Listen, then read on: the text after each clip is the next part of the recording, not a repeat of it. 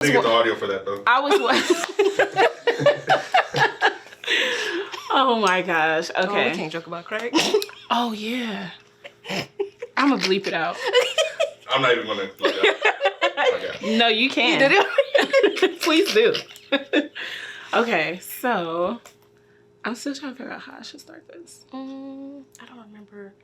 How did you start the last one? Last one, I was like, I literally started and I was like, y'all, guess what happened? Maybe that's your intro though. Okay, because I want to just tell my random story. That can be your intro for all of them if you want. Y'all, guess what happened? Boop. Story. Podcast. Okay. So I want to start this podcast episode off with a story. You've never heard this story before. Okay, but Taylor has heard this story. Our friend Taylor has heard this story before. So this came up this week because actually yesterday, Friday, I was at work and I walked from, there's the main campus where I work. Mm-hmm. Well, I work at a separate building, but it's still a part of the main campus of the hospital. So in order to go to the cafeteria, I have to go to the main building. So in conjunction with walking from one building to the next, there's an outside portion. And you know, if it's nice outside, sometimes I'll take the outside route versus staying inside the building. So I'm walking and this lady, she walks ahead of me. She's like dressed in black and don't know who this lady is, but I got my lunch. I'm watching TikTok. I'm walking to, you know, about to get ready to eat my lunch. So the lady turns around and she goes, "I'm sorry, I didn't mean to walk in front of you." And I'm like, "Oh, I don't care, you good. Like I'm watching my TikTok video. I didn't even notice." So she was like, "You know, I don't mean to bother you, but I was wondering if you had some change or something on you to help me get something to eat." And I was like, "Well, I'm at work right now, so I technically don't got no money on me, but here go this salad." Like the salad that I was gonna have for lunch. I'm like, "You could take this salad." And she was like, "Oh no, I don't want to take your food." And immediately I was like, "You want drugs?" Because like, if somebody come up to you and say, "Hey, do you have money so that I can get some food?" And I got some food and you say no, why you ain't gonna take my food? I'm offering you food. Like, cause no, but here's exactly what I said. I was like, "Well, you could take this salad. I didn't eat it." She was like, "No, I don't want to take your food." And I was like, "Well, I was going to give you money and you was going to buy food, right? So take the food." She did not want to take my salad. She did not want to take my salad. I was like, "No, I'm serious. Like, I could get another one." She took that salad like, "Thanks." Like, this ain't drugs, but thanks. Like, oh, why does it have to be drugs? It always is drugs, though. So that's because why she didn't want my salad. Like, if you hungry, it shouldn't matter, right? Okay, I need some more people. Y'all not understanding. Okay. Anyway, that brings me to the story of the time I went to Starbucks. I was coming out of Starbucks. I was late for work. I had a sandwich in my hand. And I saw this man walking toward me. He had already asked somebody else for money. So I saw that interaction. So I already knew in my head, like, okay, he's about to ask me for money. So I had $2 in my pocket. And I already knew it. I was running late. I already grabbed the $2 just in case he came up to me.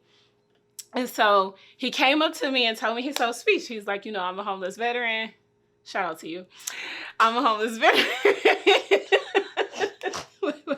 Y'all, my production person, shout out to the veterans, okay? And shout out to him for being a veteran. I know when I said that, I immediately thought, like, damn, is this gonna offend him? Okay, so he was like, "I'm a homeless veteran, and like, if I would have really appreciated if you can give me." He's saying this whole thing, but I'm running late. I'm like, "Yeah, here go the money. Here go $2, right?" Do you know this man looked at me and was like, "Dang, well, like, I was hoping you would take me somewhere to get me something to eat." And I'm like, "You got $2 in your hand. Go get yourself something to eat." Then he looked at my sandwich and was like, "Well, what about that?" I said, "This." He was like, "What about the sandwich?" Hey. I said, "This sandwich?" He was like, "Yeah." Go far. I need this I sandwich was like, "Okay." He was like, I'm like, "This sandwich?" He was like, "Yeah, what about that? Like, I was hoping you would like give me your sandwich." And I was like, sir, Oh. this is the part where I feel like you're going to be offended. I said, sir, I'm one paycheck away from being a homeless veteran myself. So I'm going to need you to take that $2. I'm going to eat my sandwich and we can keep it moving. And he kept telling me, like, I just think you should give me your sandwich. And I said, okay, cool. Hand me that $2. And he gave me the $2 and I walked away. What? With the sandwich and the $2. True story. Oh my God. Don't you think I did the right thing? Because he had the audacity to pick and choose. Like, you thought I was going to put you in my car and take you out to eat? He gave you an alternative. He wanted your sandwich. He wanted my sandwich? I'm hungry too. Like, no, you cannot have my sandwich. Like, I gave you $2. Like, anyway, okay. Y'all, this ain't the right crowd. I don't know what's going on. Because I don't feel supported, but okay. Anyway, let's just start this episode. My name is Nautica, and I would like to welcome you guys to my second episode of the Hats Off podcast, where I take off my many hats, whether that's my profession, whether that's just being whatever I do in my daily life, and I come and create this safe space for me to just be myself. So in my first episode, I talked about where the Hats Off name came from, and I can just recap that a little bit. So typically, like when you come into someone's house, like they say, oh, take your hat off, stay a while. So for me, I kind of put that in synonymous with like the many hats we wear. Mm-hmm. And so this was at a time where I felt like I was a mom, I was a caseworker, I was a student, I was all of these things. And I kind of had like an identity crisis and I didn't know who I was as a person. So during COVID, when I started this idea to come up with this, this podcast to do this, I was like, oh, like hats off. Like I want to come to a place where I can take all of these roles off and just be myself. So that's a quick recap of where the name of this podcast comes from. So there's that. That's super dope. Today, I have my so great friend to join me on this podcast today. And we're going to talk about something that I think is very important in the Black community and the Black women community for sure. And I want to talk to you guys about the time that, when I got diagnosed with ADHD and like my story behind that and like how that's going. And I wanted to talk to Mylonne here because she works in the profession as well. And we're just going to pick her brain about some things. And we will get into all the wonderful things Mylonne does once we start diving deep into what ADHD is and how it affects Black women, how it's going undiagnosed, and how we are really finding the strength to kind of get a grasp on the concept of Black women having ADHD and doing something about it.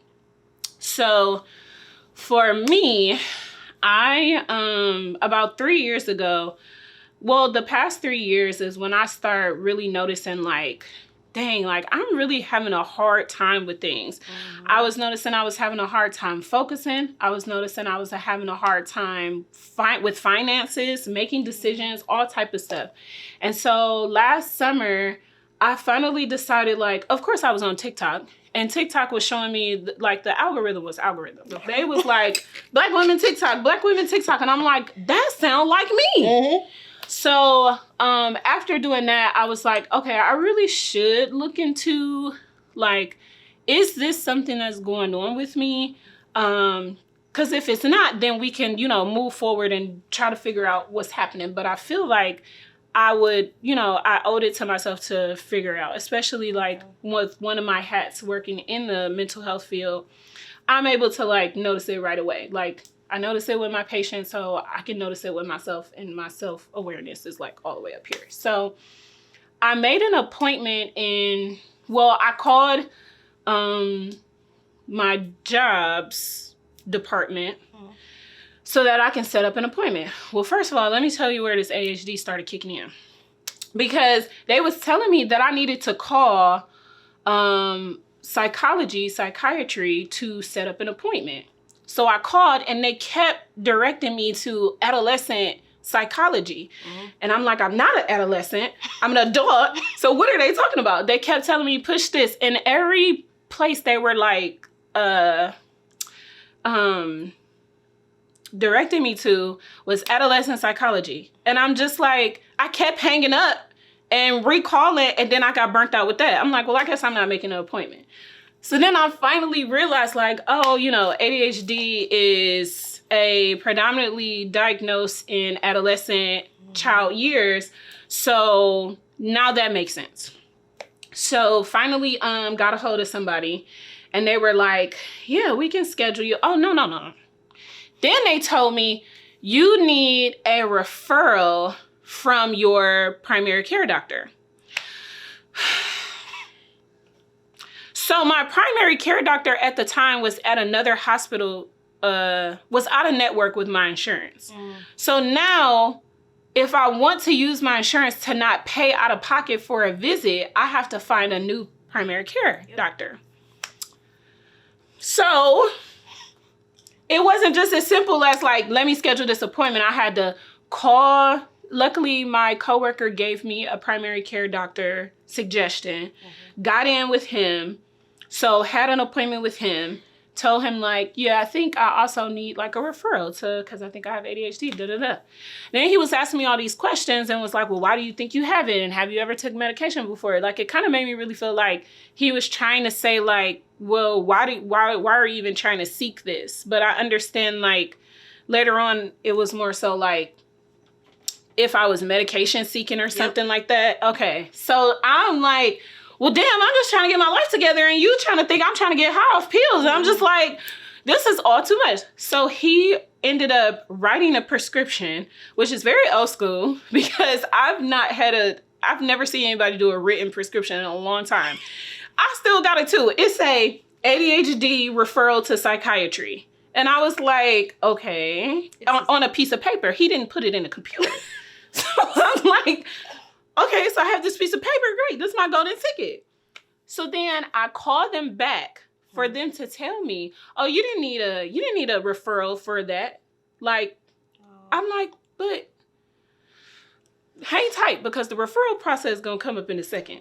It come back. So they finally, they send me to the right person and they send me this huge giant packet.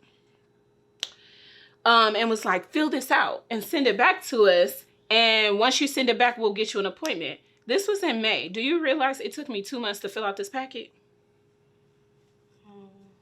It took me 2 months to fill out the packet because it was asking me all these questions about, what do you think this? What is this? What is this? Like, I thought we already established the fact that I got ADHD. Like, how you thought I was going to finish this packet? Like, in enough time. It took me 2 months to finish this packet. You know what the hardest part was? They have an assessment for one of your close friends to do. So I was like, okay, cool, bet. I'm going to get Jovi to do this assessment. We trying to figure out how I'm going to get it to her. For the life of me, I could not figure out what was the best way to get this packet to her. As if driving over to her house, having her do the packet, and then getting the packet, like, but the thought of me waiting for her to do it, I'm just like, so that took like 3 weeks for me to try to figure out how I was going to get her to do it. You know how we got it done? My coworker was like, why don't you just call her on the phone and do it over the phone? I said, dang, you don't got ADHD, do you? Because I was smart. I was like, why didn't I think of that? So literally, I called her on the phone. We did it together, which was hilarious, by the way. And it took all of 30 minutes for us to go through this packet and do this packet. So finally got it sent off to the office. And now they're like, okay, so now that you have this packet done, let's schedule your appointment. Now remember, it's like July. I think it's like June or July. First appointment availability wasn't until January. January 11th was my appointment. I scheduled it. I called to finish this packet July of 2022. First availability wasn't until January 2023. Jeez. So now I'm like waiting all of 6-7 months to even be assessed, to even figure out if this is a thing. So I waited because I was like, what else am I going to do? They said that they would put me on a wait list if something could open sooner. Obviously, nothing must have opened sooner because I had to wait till January. So then January 11th came, went in, had my assessment done, was like very afraid, had a lot of anxiety because I'm just like, what am I gonna, like, I just didn't know. It was just like, can't believe I have to sit in front. And I said this in the video that I made when I actually went to go do it. I'm like, I have to sit in front of this white man and be assessed. Mm-hmm. And, you know, now that I think about it, he kind of did ask me some questions that I now think about, like, that was kind of like, for example, while I was there, anxious as shit. Like, I'm sitting there and I'm trying to control myself. I'm trying to focus. And he's asking me questions. He's, you know, doing his assessment. And we get to a part where he's like, okay, this is the part where you've been saying this whole time that you're going to struggle with. So I just want to let you know, I'm going to ask you these questions. I need you to answer yes or no. That's it. Don't say nothing else. I don't want to hear He said this. He said, I don't want to hear nothing else. I wasn't mad. I was laughing because I'm like, you don't know who you're talking to. Like, you can't just ask me a yes or no question and think I'm just going to give you a yes or no. It's always an explanation, like, ADHD, hello. So he asked me a question and I said, no, I don't do that. Oh, that was an accomplishment for me because I was like, no, I don't do that. Not just no. So he was like, well, on this assessment that you did and on the assessment that your friend did, y'all both said yes. Why'd you say no? Now, I said, see, that's where you fucked up because, see, you asked me questions to go in depth and I'm trying to give you a yes or no answer. So I was like, well, I mean, I do it, but I don't do it all the time. He was like, okay, let me re-explain to you how this goes. And I'm like, so he was like, all of these things people do on a daily basis. You answer yes or no only if it's an issue for you. So yes, you do it and it's an issue. No, you don't do it. And no, it's not an issue. Those are, and I was like, okay. Should have started with that. You should have started with that. So now all my answers are, yeah, but sometimes, no, but maybe. And I know he was looking like, this bitch got ADHD. Like, we don't even need to finish. You got it. But some of the questions that, like, now that I think about it, like, he asked me, do you fidget? And things like that. And I was like, all the time. My leg shakes. Like, I constantly get up, all of that. And he was like, well, you're not doing it right now. And I was like, literally looked him in the eye and was like, you really don't understand how much I'm trying to control myself right now. Like, I had to cross my leg to keep my leg from shaking. I'm sitting in a chair like this to keep this leg from shaking. I'm like holding myself like this. All of this is me trying to like hold myself together so that I can focus. And I told him that, I'm like, you really don't understand how much I'm trying to focus on this right now. It's his bedside manner for me. Like, sir, are you a doctor, psychiatrist or not? Literally. Like, what do you mean you're not doing it right now? People present differently in assessments anyway. Hello. Right. So I just thought that was funny. And so whatever, did that. And now I had to have a follow-up appointment where he basically gave me psychoeducation and just telling me all about ADHD. And the diagnosis that I was given was ADHD inattentive type. So it's very hard for me to focus on more than one thing. On one thing at a time. I'm always trying to focus all over the place. And he also said, like, I saw you have like a generalized anxiety in here from like when I did therapy some time ago. And he was like, I don't think it's general. He was like, I think you have a performance anxiety, which I think goes along well with the ADHD because he's like, for example, like I can make a to-do list and I have no issue with knowing what it is needs to be done. Mm-hmm. But then I look at the list and I get overwhelmed and I'm like, oh shit, how am I going to do all this? It could be a list of 3 things and I will struggle to figure out which one should I do first. How do I get them all done? Like, and so he's like, there's a performance anxiety that like contributes to that as well. So, fast forward. Now I've had that psychoeducation. He sent me my actual, test in the mail, like the actual paper of the assessment that he did. And then now I can make an appointment to talk about medication. Yeah, let's talk about that. So scheduled that appointment. Guess when they told me that appointment wouldn't be till? I'm gonna tell you, April. It was January. Wouldn't get in till April. Couldn't get in till 6 months to even figure out if that's what was going on with me. They wouldn't even do like a video one? And now I can't even get an appointment until April. No, there was nothing available. So then I don't know if this was the Lord's doing or whatnot, but like somebody called me from them and they was like, oh, we have an opening for 2 weeks. You want it? I'm like, like, please. Yeah. That opening was Friday. So it was Friday. I was supposed to have an appointment at 7 a.m. I was supposed to check in at 6:45 a.m. Ask me if I made that appointment. Go ahead, you can ask me. Did you make it? No. Okay. Let me tell you why I didn't make that appointment. Because I have ADHD. Because I logged in. I'm like, okay, I'm getting ready for this appointment. 2 days prior, I logged into the chart that you can see all your appointments. Mine and Nima, my daughter, our information is on there together. So at the top is mine and at the bottom is hers. So I saw the letter from which I was supposed to click the link because it was a virtual visit. Underneath, forgot that I scheduled an appointment for Nima. Underneath was her video visit information. But all I saw was where I was supposed to go. And then the appointment time, because it was like a message. Yeah. A message to saying, hey, blah, blah, blah. And then the video. So I saw a video appointment and I saw 7:45 a.m. I said, oh, that's my appointment. So I missed my appointment because I thought it was at 7:45 and not. Had a whole mental breakdown. Because I'm like, this is why, I needed to do this. Because I keep having these little small mishaps that are causing so much disruption in my day-to-day. Something as small as that made me miss a really important appointment.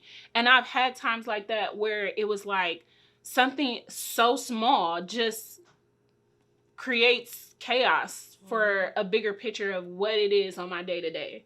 So had a major meltdown, cried, all of that, was able to reschedule it for the end of this month. Thank God. Because I was like, oh, it's not about to be no openings for years now. So did that.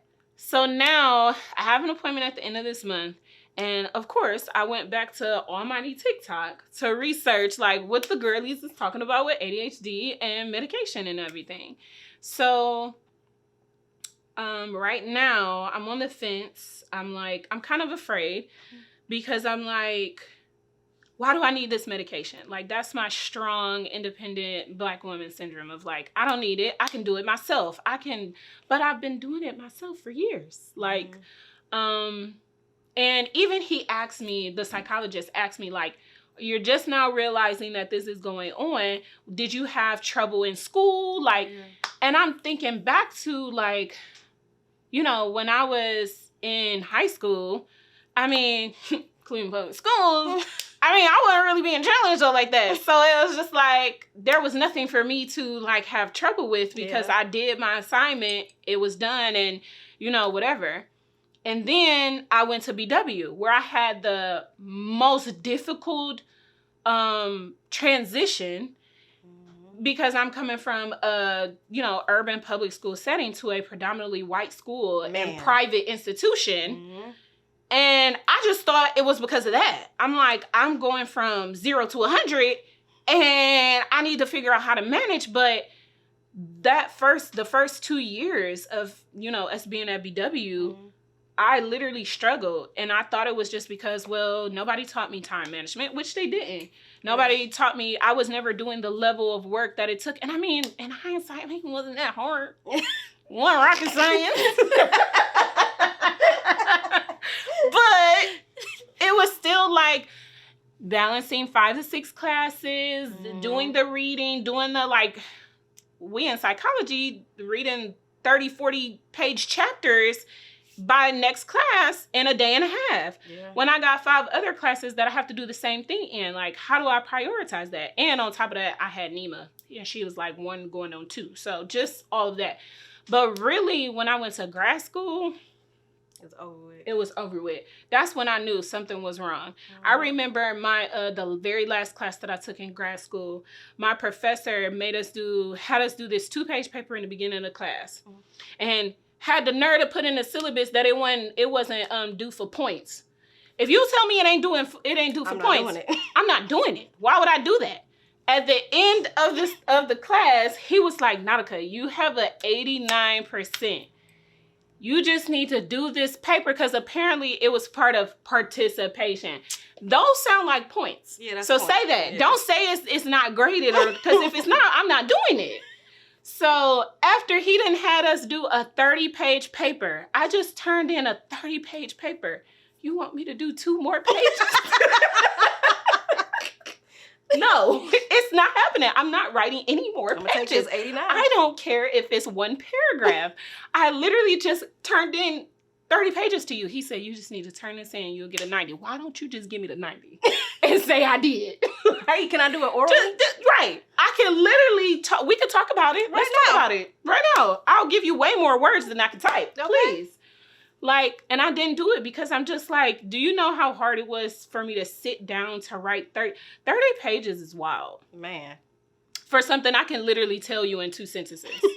Not 2 sentences. I'm just saying, I didn't, like, why do domestic violence women stay with their partner? I could tell you that right now. I don't need 30 pages.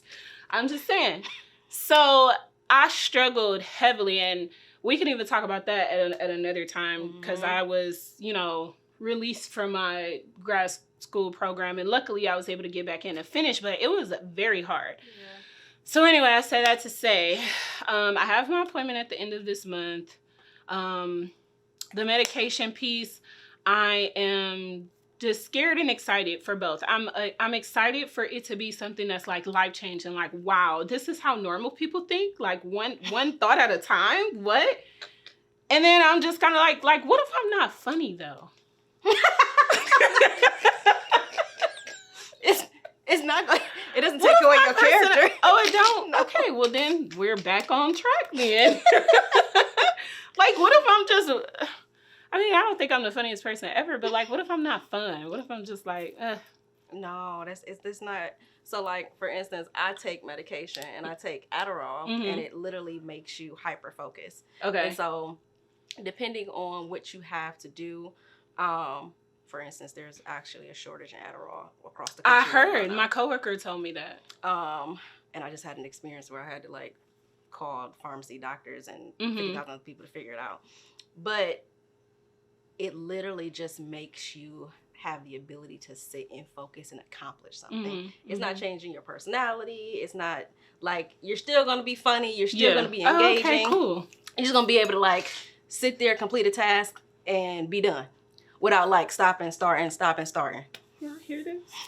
But I will say it does not mean the first time you try it, that's what you're going to be able to do. Oh, for sure. Absolutely. So we can definitely like get into, and I'll take everybody like on my journey with this medication. Like, it's definitely not going to kick in right away. I know that just from working in the field. Like, do we think like 4 to 6 weeks? Oh, no, the Adderall gonna kick in. Oh, the Adderall. It just doesn't mean that the dosage that they start you off on at is what you need. Okay. So you might need more, you might need less. Yeah. It's gonna start within. It's gonna kick in within your first 2 to 3 days. Oh, okay. I like that. But you might not. You might have to stay with that dosage for a couple of weeks to determine whether that's what you need. Because what typically is gonna happen is they probably is going to have you come back every month until you're like, oh, this is perfectly fine for me. I'm okay. Okay. Because they're gonna have you like rate how well you are accomplishing things, paying attention to things and stuff like that. Okay. But girl, first time I took it, I said, "Oh, this is nice. This is like a whole new world." Like I can just sit here and just type. I don't gotta keep getting up. This is nice. Okay, I want to check on time. How we doing with time? Like what we at with time? Not what time is it? Like how long we been recording? 30 minutes. Oh, okay. Well, I feel like it's been an hour. Okay, I just wanted to check in on that because I get a little long-winded.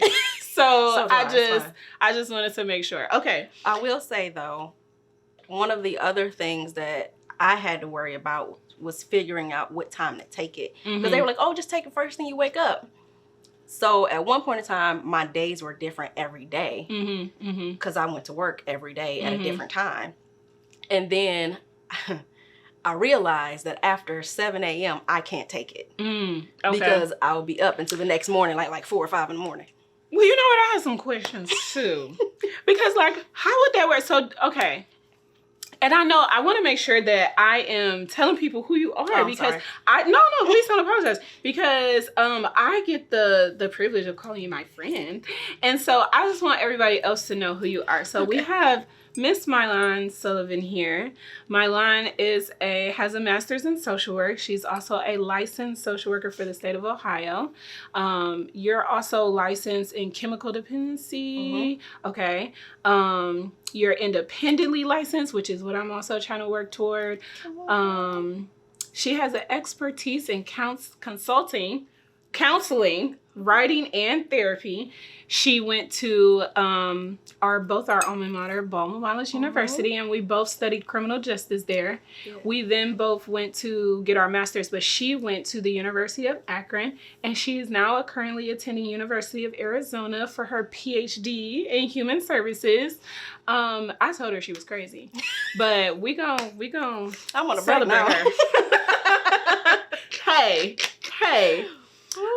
She's worked directly in the mental health field and addiction field for 6 years and indirectly in social services for almost a decade. She currently works as a clinical director for the Opioid Treatment Center in Ohio, but has spent most of her career serving clients involved in the federal criminal justice system. Mylonne's counseling expertise focuses on helping returning citizens, incarcerated citizens with trauma, criminal thinking and behavior, and alcohol and drug addictions. Additionally, she consults for Sankofa Circle International, which I didn't know that, and that's really cool. And that's right over by Tri-C, right? So it is, we are virtually based. Oh, okay. Shout out to Shamara. She is the CEO and the curator of that. But it's like a bunch of consultants, and we do diversity, equity, and inclusion consulting for educational institutions. Wow. Yeah, I didn't know that part. I knew you did consulting, but I didn't realize it was for that. See, I'm learning new stuff too. And I want to do you the honor by you having talking about your book, because my friend is an author, y'all. She wrote a book. Go ahead, girl. Tell me about the book. So, I'm a contributing author of a book. It's called Everyday Struggle, How Toxic Work Environments Impact Black Women. So 13 women, thanks to Dr. Carrie Yazid, she got 13 women together after doing a poll on LinkedIn saying, have you had these experiences? And we submitted chapters. Initially, it wasn't solely for Black women, but then the people that responded were Black women, and we all had similar, if not the same experiences. And it did not matter what our work culture was, what we did for a living, whether it was lawyers, engineers, social workers, we all had similar experiences in toxic work environments. And so created this book about 1.5 years ago. And it is on my website if you use that link. The website will be in the bio and the little description below, so y'all can go get that and support my friend so she can support me when she get a big house and I can come to it to relax. Yes. Back to our episode. Just had to plug that in there. Yes. I found this article on Washington Post, and it has something pretty interesting. First, it says, by kindergarten, Black children in the United States are 70% less likely to receive an ADHD diagnosis than otherwise similar white children. So already out the gate, like, we're being looked over as our symptoms being actually related to an actual diagnosis, and we already know why that is. And then it talked about a 2016 study found that by 10th grade, white children are nearly twice as likely to receive a diagnosis for ADHD than Black children. The study's lead author, head of general pediatrics at Seattle Children's Hospital, sorry, I lost where I was at. And a top researcher at its Center for Child Health, Behavior, and Development said that while her study didn't look at the underdiagnosis of Black girls, education department data shows telling signs of racial and gender discrimination in diagnosing ADHD. Black girls are 6 times more likely to be suspended from school than white girls. They explain that behavior as common as talking back in class could have wildly different consequences depending on how it is interpreted. For Black girls, it is often viewed as intimidation of a teacher versus actually needing help. Yep. So, wow. So I actually have some questions for just like my whole experience in trying to get medication in general. Okay, so can I drink alcohol? So, well, first, there's 2 different types of medication. So one is, I can't think it off the top I'm of my not an head. alcoholic, I promise. I just feel like that was something that I was like, dang, so I can't have a glass of wine or nothing like that. Thing. You should So be I asking just about want to that. know, yeah. There's 2 different types of medication. I can't think of the other one where it doesn't have the side effects that Adderall has, and it's not as strong or as potent. Okay. And so they might try to start you off with that because you can't get addicted to that. Okay. Or there's a less likely chance that you can get addicted, where Adderall is very addictive. So they usually try to put people on the other medication before they try Adderall. And if it doesn't work, then they'll try Adderall. Okay. And so if if you do take Adderall, you shouldn't drink. Or at least maybe you just don't take it that day. Okay. If you know that you are going to. So then let's talk about that too, because I've heard a lot of people talking about you can take Adderall like as needed. Is that healthy to do, or is that safe to do, or is this something that you should probably be taking daily so that it gets in your system or what have you? Well, that is also based on the person. So typically, most people are on a dosage where it's a daily dosage, but they might have a separate prescription that maybe you need. Let me backtrack.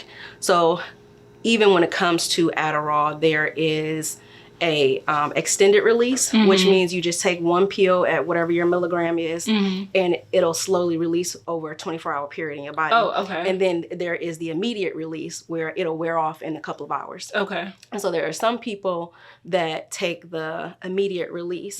I specifically told my doctor, I don't even like taking pills. I'm not taking 4 or 5 pills or 2 pills a day. I'm not going to remember to do that. Right. Just give me 1. And they were like, oh, okay, well, we'll try you with the extended release and see how you like it. The problem with the extended release is that it extends over 24 hours. Okay, right. So what time am I going to bed? Which means I had to figure it out over 6 to 8 weeks trying to figure out like what's the best time to take literally. it? And they couldn't tell me because it's personalized. Yeah. And they just kept saying, whenever you get up, just make sure it's in the morning. Well, that helps, because like, what if I get up at 11 a.m.? Like, one day I took it at 11 a.m. Wrong. So wrong. Oh my gosh. And I was just up, just like, oh, let me clean the house, let me vacuum. Like, it was just it was ridiculous. I mean, it sound good in the moment, like you getting things done, but I can't imagine doing that every day. And then when do you sleep? So I go to sleep. So I take it, I had to figure out the amount of time that it'll take me. I do realize that it begins to release within 2 hours. So now I get up every day at 5:30. I take it, I'm also a person that if I wake up, I can go back to sleep. So I have a water bottle, my pills next to vitamins, in a bowl, and I'll grab them, take my water bottle, take them, and I'll go back to sleep. Within 2 hours, I'll pop back up, and I'll be like, all right, it's time to get up and be productive for today. But I also had to learn that. Yeah. Because, and that's another thing if you like coffee. Caffeine products, I know I had to learn that within my first 2 hours, I can't drink coffee. I have to wait because my heart was beating out of my chest. But they were they told me that. Yeah. I mean, there's side effects to medication. Yeah. But after that, you can definitely drink caffeinated things, but this is also based on my body and my milligrams. You might be perfectly fine. No, I won't, because let me tell you why. Let me tell you why I won't be okay. Because I already take like 200 so milligrams of caffeine when I go work out at 6 a.m. So... Oh no, that pre-workout did. Maybe, you know what? I am not your doctor. I am not a doctor. You know what? Because my doctor told me I shouldn't take it, but she told me to stop taking pre-workout. Yeah, it's kind of, it messes women up. I mean, we'll talk about that later. Yeah. So for me, I think that's something that I would like to figure out, like how my routine is going to go. Because the funny thing is, I found like I PRN in another place, and that job starts at 7 a.m. So I try to get there by 6:45 a.m. Okay. When I do that, and that's a 12-hour shift. So I go in 7 a.m. and I don't clock out till 7:30. I've been realizing when I do that, I'm way more productive for 12 hours than I am when I go to my job that start at 8:30. Like if I'm waking up, I go work out, and then I come home to get ready and transition to actually start working. When I get to work, I'm like, I don't want to do no work. Like I don't, and then I don't actually, I don't know who listens to this, but I start working, but my most productive, there we go. I was finding it. I'm most productive like around 9, 10 a.m. Gotcha. So then from like 10 a.m. till about lunchtime, I'm way more productive in that range. And then I can be productive from like 2, but about 3:30, 4 o'clock, I'm like, yeah, I'm tired of this. So I think for me, like trying to figure out like what my day will look like and what my morning routine will look like with medication. And also another thing that I told my psychologist about, the guy that did my testing, was like, I have anxiety with transitioning. So like I can go to the gym, come here, and transitioning from here to work, I have the worst anxiety. So it could be like, okay, I have to be to work by 8:30. I just dropped Nima off, it's 7:45 or whatever.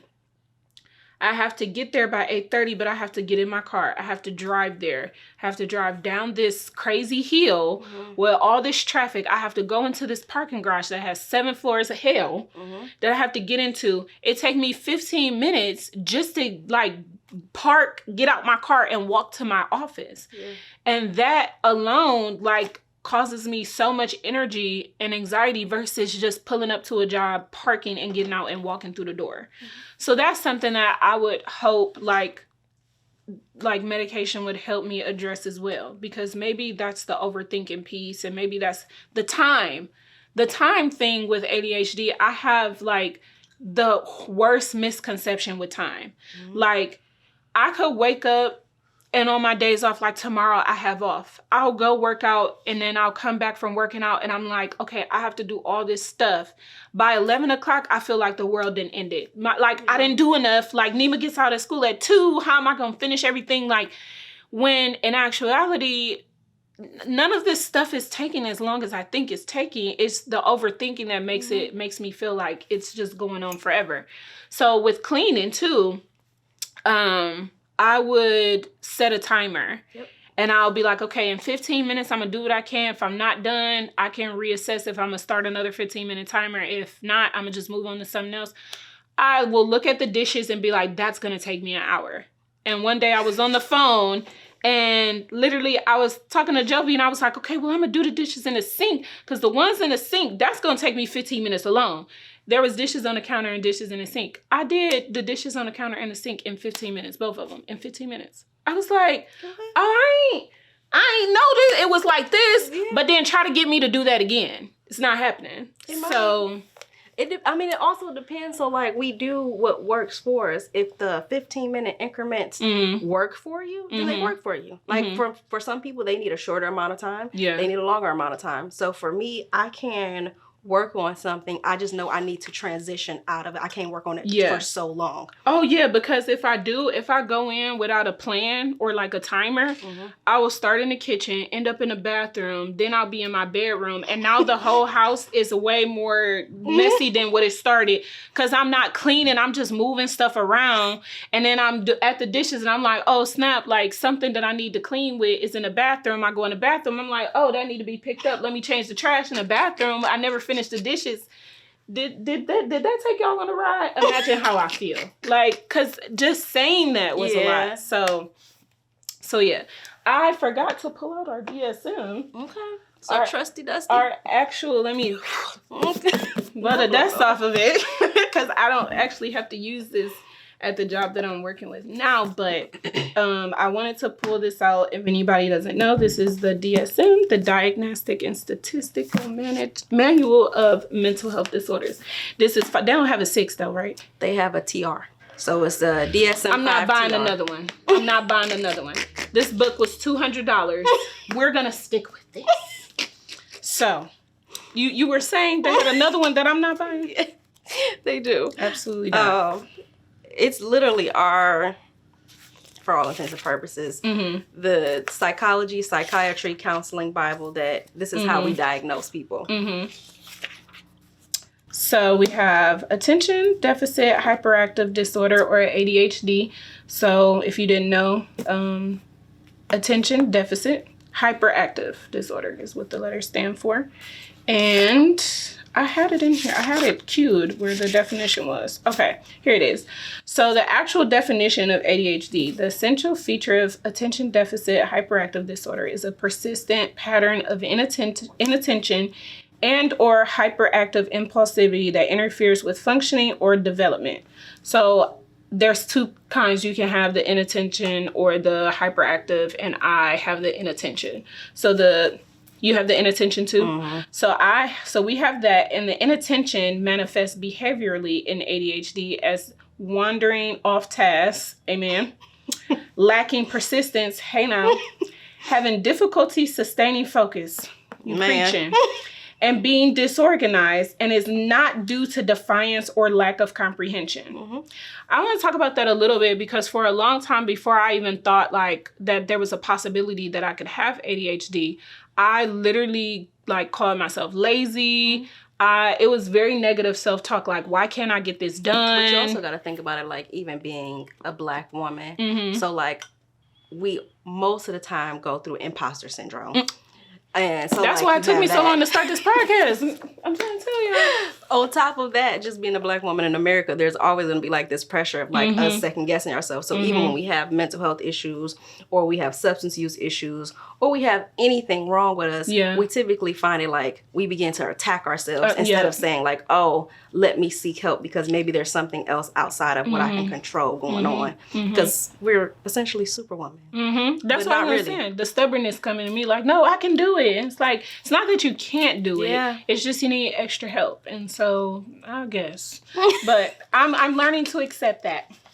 And then you have the hyperactivity, which refers to excessive motor activity, such as a child running about when it is not appropriate, or excessive fidgeting, tapping, or talking, talkativeness. So I have a little bit of that. Like, it's not as bad as the inattentive, but I know they used to say things like, when people are talking and you finish their sentences for them and stuff like that. Like, I'll do that all the time. Like, sorry if I ever did that. Which is literally everybody.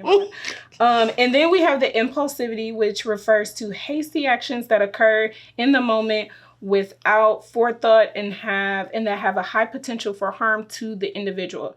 So if I'm just impulsive shopping, that don't have no harm to me. Okay, it do. So, it has. So, the impulsivity piece, I have a little bit of that too, but just not, I'm just trying to be honest and open and honest, okay? Because check my Amazon card. Every time I get paid, it's really crazy. Like, it's gotten to the part, down to the fact where I'm like, I can't be this irresponsible with bills. Like, it's just so bad. So I'm also curious as to like what medication and treatment and stuff is going to do just like for other areas in my life, like my financial stability and all of that type of stuff. It's kind of like the same thing with any type of medication. So there might be like the initial, I can pay attention, but I also have to retrain myself into new behaviors.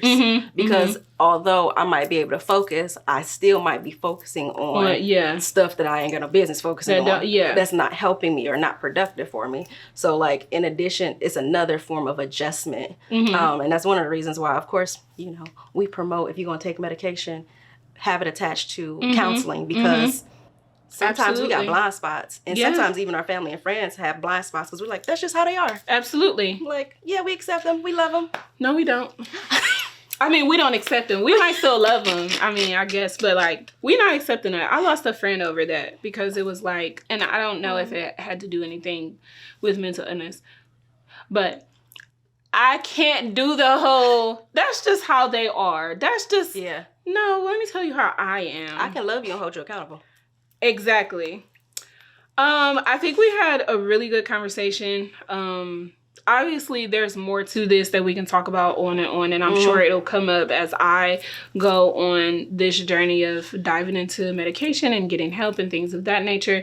But I do appreciate you coming on and just being that expertise that I can bounce stuff off of, because technically I'm not wearing the hat of a professional right now, so that would be you. So I could be the reference, but that's not what we doing. We leave that to you. I'm just here to, you know, be relaxed. So I wanted to shift gears a little bit because I had this game that I wanted to play, but I can't find it now. So that's annoying. However, remember the name of it? It was like a this or that, but it was like ADHD version, and now I can't find it. So that sucks. I spent a lot of time focused on that, and now I can't find it. So that works. But I did ask some of my Instagram followers to ask me random questions, and I got 3 of them, and they're very random. So we can answer them together because I'm looking at them, and I'm just like, none of this works with what I'm talking about, but that's okay. Okay, so the first person asked me, do grapes go in salad? Yeah. Our production team is looking up in the air. Actually, it does go, because if we got ADHD, I mean, random works. Boom. I've had grapes in salads before. I didn't put them in there. I did. I bought a salad with grapes in it. I don't think I put grapes in my own salad. Not that I wouldn't, but... So, yes. They do. Person, they do go in salads. Okay, so this one says, how could your current profession benefit the juvenile justice system? I just said, I don't have the... No, it wasn't actually. But that sounds like something that she would ask. However, I just said, I don't got that hat on. That's okay. I could put that hat on because I'm actually very passionate about the juvenile justice system. So I did used to work for a juvenile court. Right now, I'm not directly working with that population, but that population, juvenile delinquents or those with oppositional defiant disorder or just children with behavioral issues, does play a role into what I do now. It's just more of the medical side of things when we have like non-compliance and stuff like that. I am a huge advocate for juvenile justice because that's kind of like my preferred age group to work with. So what I am doing now, I mean, just as a social worker in general, it's just what I have to do. And what I do without even thinking is advocating for more resources for them, more programs for them, and looking more into not actually what their behavior is, but why they're acting that way and why they're behaving that way. So advocating for whether that means we need to talk to the parents and get down to the bottom of some parent trauma or some parenting styles, because I want to work with the parents. I don't. You work with the parents and send the kids to me, and I will work with the kids. Because the parents, and I can say that because I did that at my other position, and I'm a parent too. But there's a lot of other things like environmental factors, social factors, all type of things that contribute to a child's behavior. And so being a social worker and looking at all of those factors, whether medical, whether whatever setting you're in, I think that's what I'm currently doing. I'm trying to think like as a person that, because you worked with kids earlier on in your... Yeah, I've been working with adults for most of my career, but for the first couple of years that I started off in the career, I was working with children. Mm-hmm. I prefer working with adults, but I think the social work profession in general, the social work profession in general also has oppression in it. Because it's a part of these other systems. Absolutely. And so, like, the social work profession can, if it was revamped, and actually, I really believe that our profession also perpetuates the legal system, but it should be assisting people by helping get families and children connected to resources, and hopefully it can get back to, or I won't even say get back to, it can actually do what it's supposed to be doing. But yeah. Okay. Yeah, I agree. I mean, everything is so deeply rooted and intertwined with freaking... And that's our show. No, like, seriously. And, like, I mean, we weren't even trying to go this way, but you can't talk about Black women, Black community, ADHD, juvenile, anything, grapes, whatever. You can't talk about anything without addressing oppression. But what's crazy is we didn't even get a chance to touch on, like, even when you're talking about diagnosing Black women, a lot of times we get misdiagnosed and we're underdiagnosed because they don't necessarily understand our culture. So even when it comes to when we're getting assessed by psychologists, other counselors, psychiatrists, like they don't take into consideration these other cultural factors. So for instance, a Black woman can show up and she can have symptoms that look like PTSD, bipolar disorder, anxiety, even ADHD, but if you don't have cultural context, you'll likely misdiagnose them and maybe even give them the wrong medication. And so, like, we might try medication and be like, "Dag, I didn't try 50,000 medications and it's still not working." Well, ma'am, you're taking medication for the wrong for the wrong diagnosis, and we won't know that. And a lot of times, like with the diagnosing piece, like it's misdiagnosed because they may see these symptoms of like that may match with ADHD or any mental health diagnosis and not think about where those symptoms are coming from. So instead of slapping an ADHD diagnosis on somebody, it could just be trauma. Yeah. Like, which can present in a lot of different ways. Absolutely. I can't imagine how many people have an anxiety diagnosis when it's really just they've went through trauma and have been revisiting that trauma throughout their daily lives, and it's just not recognized, and it looks the same, pretty much. Yeah. So yeah. Was there anything else you would like to add? I just really appreciate you bringing me on. I enjoy myself. I couldn't find my this or that game, so I just gonna pick another one. What's the third question? Oh my God! See, ADHD. Oh my God, this is so funny because the third question is wild. That's why I left it for the end. The third question is, what that mouth do? I'm not gonna answer that. I mean, that's the question. That's what the third question is. I'm gonna shoot it to you. My mouth takes medication for ADHD. There we go. Okay, well, about to. And drink coffee. And drink pre-workout. And uses it for the podcast. We're not gonna say who it was. We're gonna leave their identity rocky. Yeah, we're not gonna say who that rocky person was that asked this question. Okay? Ridiculous. You're just gonna go to a different. my friends. I don't know why I do know. Anyway. Okay, so I'm just gonna pick these random this or that and we can exit on out. So, bad haircut or bad dye job? A bad dye or a bad haircut? Dye. Bad dye. Pineapple pizza or candy corn? Pineapple pizza. It's the pineapple pizza for me. But I don't like pineapple on my pizza. But I'm not eating candy corn. No. It's plastic. It is. It is. You like candy corn? Oh my God. You just like chomping on plastic, huh? Chomping on plastic. Well, we know what to get you. For recording. I know what your payment gonna be. Okay. Let's see. Sauce on the side or sauce on top? On top. On top. Same. Let's see. Oh. Working hard or hardly working? Hardly working. Amen. Okay, let's see. 40-hour work week does not. No, it's not. It's not cutting it. Netflix or Hulu? Netflix.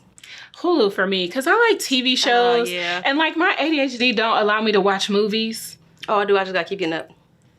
Oh. Okay, I'm gonna try. Okay. Would you rather be embarrassed or be afraid? Well, I feel like if I'm embarrassed, I'm gonna be afraid. I don't you want to have be people- both. I just want to be afraid. You want to be afraid? I don't want to be afraid. I don't like that. I already got anxiety. Yeah, that's true. This don't work for both of us. Okay. Hot coffee or iced coffee? Ooh, I like both. I do. I think I'm going to go for iced coffee just because that's just what I'm drinking all the time. Okay. All right, I'm getting bored with this. Okay. This is boring. Herein lies. Yeah, we go through. because these are weird. Recent history or ancient history? They both have a problem. Like, there's problems in both. Do I want to go back to slavery or do I want to pay student loans? Neither. Well, I think I'll end it here. Thank you so much. I really appreciate it. I had a lot of anxiety getting this episode done. Glad you did it. And I'm glad too. I'm finally glad I got it up and running. And I will see y'all next time, which will probably be in a week or so. I'm trying to figure out if I want to do this show. Like right now, I'm doing it bi-weekly just because I didn't want to overwhelm myself. I mean, I do want to get to a goal where I'm doing it weekly. Also, tell everybody where they can follow you. Yes. So, Instagram is advocating4change. Facebook is the same thing. Facebook. Oh, for the advocate. Okay, for the business. Don't follow me on Facebook because I won't even give y'all that, but go ahead. Sorry. I didn't know if people still have Facebook. Yeah, that's about it.